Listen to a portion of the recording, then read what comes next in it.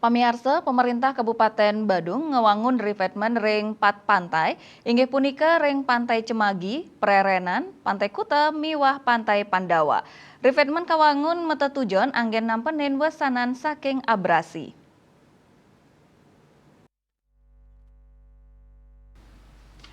Kabid Sumber Daya Air Dinas PUPR Badung Ana Agung Ramaputra Mausang pemasangan revetmen puniki anggen nampenin abrasi santukan nanin kepanggih blabar utawi banjirop. Pewangunan revetmen ring pasisi kute ngangge kali soro batu. Dasarnya nih ngangge batu lokal mewarni selem, raris kuentenan batu putih anutin warni biasnya nih. Revetmen puniki kepasang wantah mata tujuan nampenin wesanan abrasi kemanten. Lantangnya nih 6 meter ring sisi klod hadrok. Raris ring segara sanilianan anutin kanan ring suang-suang wewidangan.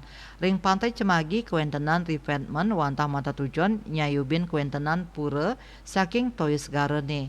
Raris ring Pantai Prerenan revetmen kaanggen nyayubin ikon sane dados genah daya tarik wisata. Selanturnya ring Pandawa lantang revetmen kirang langkung 6 meter anggen nampenin abrasi ring pesisi Inucap. Bali Pos Nguningayang.